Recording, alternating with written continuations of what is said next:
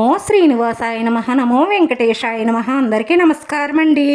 ప్రతిరోజు రాశి ఫలితాలు తెలుసుకోవడానికి ఇంకా మన ఛానల్ సబ్స్క్రైబ్ చేసుకోకపోతే ప్లీజ్ సబ్స్క్రైబ్ చేసుకోండి. లైక్ చేసి మీ పూర్తి సపోర్టు మన శ్రీనివాస ఛానల్కి ఇవ్వండి.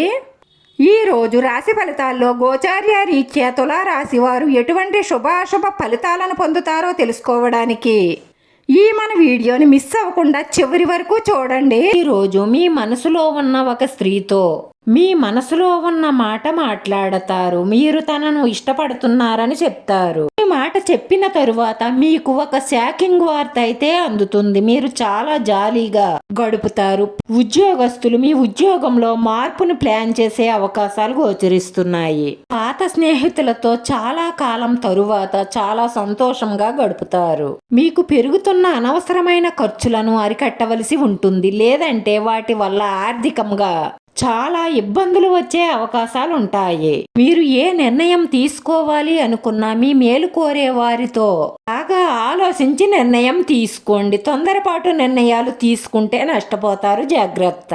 మీ ప్రత్యర్థులలో కొందరు మీకు వ్యతిరేకంగా కుట్రలు చేసే అవకాశాలు ఎక్కువగా గోచరిస్తున్నాయి. ఈ రోజు స్త్రీల పట్ల ఎక్కువగా జాగ్రత్తగా ఉండవలసి ఉంటుంది.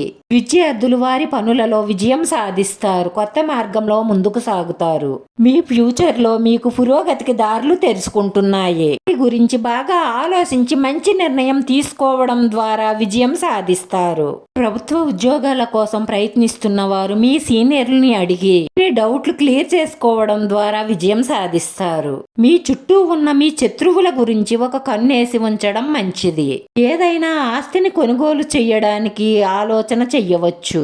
చిన్న పిల్లలతో గడిపి కాసేపు ఆనందిస్తారు. మీ పాత తప్పుల నుంచి మీరు పాఠం నేర్చుకుని మంచిగా మీ జీవితాన్ని తీర్చిదిద్దుకోండి. పిల్లలు మీ అంచనాలకు అనుగుణంగా మారతారు. ఈ రోజు మీరు దూర ప్రయాణాలు చేసేటప్పుడు మీ విలువైన వస్తువులను చాలా జాగ్రత్తగా భద్రపరచుకోండి. లేదంటే చోరీకి గురయ్యే అవకాశాలున్నాయి. వైవాహిక జీవితంలో ఉన్న వారికి మీ జీవిత భాగస్వామి నుంచి ఒక మంచి బహుమతి పొందవచ్చు. దీనివల్ల మీ మధ్య ఉన్న ప్రేమ మరింత పెరిగే అవకాశాలుంటాయి.